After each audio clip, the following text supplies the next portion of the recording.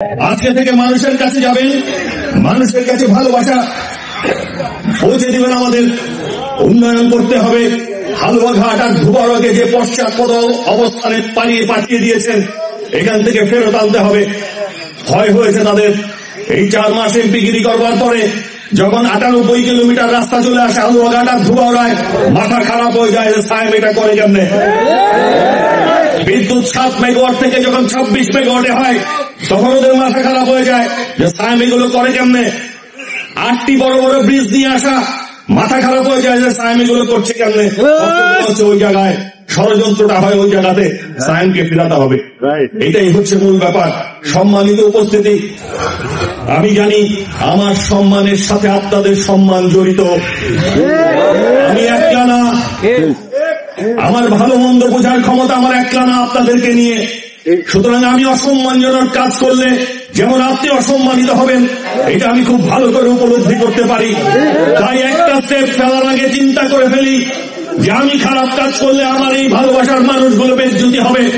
আমি খুব ভেবে চিন্তে পা ফেলি। আমি অন্যায় করি না, এই জন্যেই এতগুলো মানুষের ভালোবাসা আমার সাথে রয়েছে। আমি এই জন্যেই চিন্তা করে পা ফেলি। আপনারা আমার উপর বিশ্বাস রেখেন, আমার উপর আস্থা রেখেন। আমরা হালুয়াঘাট আর ধুবাউড়াকে করতে চাই সুন্দর দুটো উপজেলায়। আপনাদের সমর্থন লাগবে, সহযোগিতা লাগবে। এখানে প্রত্যেকটা ইউনিয়নের প্রত্যেকটা ওয়ার্ডের নেতৃবৃন্দ আছেন। প্রত্যেকটা ওয়ার্ডে একটি করে ফাইল খোলেন। কোন ওয়ার্ডের রাস্তার দরকার, কোন ওয়ার্ডের মসজিদের কল নাই, কোন ওয়ার্ডের মসজিদের জন্য টাকা বরাদ্দ লাগবে, কোন ওয়ার্ডের রাস্তা মাটির রাস্তা কাটতে হবে, কোন ওয়ার্ডে খাল খনন করতে হবে, কোন ওয়ার্ডে বিদ্যুৎ এখনো পৌঁছেনি, কোন ওয়ার্ডে কৃষকের জন্য ডিপ টিউবওয়েল বানাতে হবে, আমাদের কাছে পৌঁছে দেন। উন্নয়ন করবো, এটাই প্রধান এবং প্রধান উদ্দেশ্য। আমরা হালুয়াঘাট আর ধুবাউড়ার মানুষকে একটু শান্তি দিতে চাই, একটু ভালো রাখতে চাই। আমরা এই 4 মাসে সাকসেসফুল হয়েছি। 100 কোটি টাকার উপরের কাজ এসেছে হালুয়াঘাটে এই 4 মাসে। সম্মানিত উপস্থিতি, সময় হোক দেখাবো। আপনাদেরকে কথা দিয়েছিলাম, ভোট দিয়েছিলাম, হালুয়াঘাটের পরিবর্তন করব। সেই পরিবর্তনের পথেই আছি।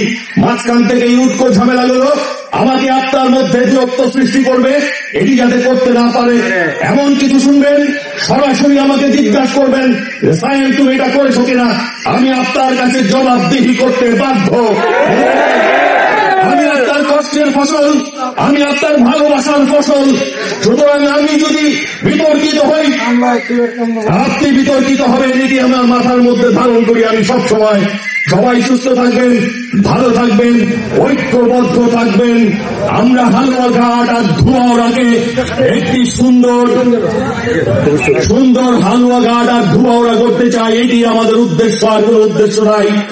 আজকে আমরা শ্রমিক লীগের অফিস উদ্বোধন করব আমাদের জাহাঙ্গীর চেয়ারম্যান সাহেবের বাড়িতে।